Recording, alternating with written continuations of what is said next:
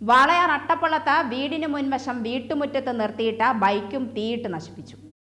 ഗണേശപുരത്ത് ഗുരുവായൂരപ്പൻ ബേബികല ദമ്പതികളുടെ വീട്ടിലാണ് സംഭവം. വീടിന് മുൻവശവും മുറ്റത്ത് നിർത്തിയിട്ട ബൈക്കുമാണ് പുലർച്ചെ 3 മണിക്ക് സാമൂഹ്യവിരുദ്ധർ തീയിട്ടത്. പ്രദേശത്ത് മുൻപും സമാന സംഭവമുണ്ടായിട്ടുണ്ട്. ഒരു ഓട്ടോറിക്ഷയും ഒരു ബൈക്കും സാമൂഹ്യവിരുദ്ധർ തീയിട്ട് നശിപ്പിച്ചിരുന്നു.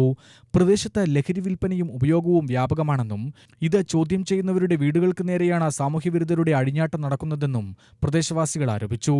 3:15 ഞങ്ങൾ എണിച്ചത്. 3:15 ഞങ്ങൾക്ക് അതിന്റെ മുന്നേ കത്തിയിട്ടുണ്ട്. പക്ഷെ ഞങ്ങൾക്ക് അറിയില്ല. ആൾക്കാരൊക്കെ വിളിച്ച് തൊട്ടുപോയിട്ടുള്ള ആൾക്കാരൊക്കെ വിളിച്ചായിരുന്നു.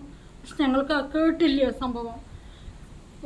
മകൻ കേനപ്പുറത്ത് കത്തുന്നത്, ഇതിന്റെ കേനപ്പുറത്ത് കത്തുന്നത് കണ്ടിട്ട് മകൻ ആ വെളിച്ചം കണ്ട് ഓടി വന്ന് നോക്കുമ്പോൾ ഇവിടെ ഒരേ തീ കത്തലാണ്. ഞങ്ങളിത് എണിച്ച് വന്ന് ഞാൻ വന്ന് നോക്കുമ്പോൾ ഒരേ കത്തലാണ്. ബൈക്ക് കത്തിക്കൊണ്ടേയിരിക്കുന്നത്.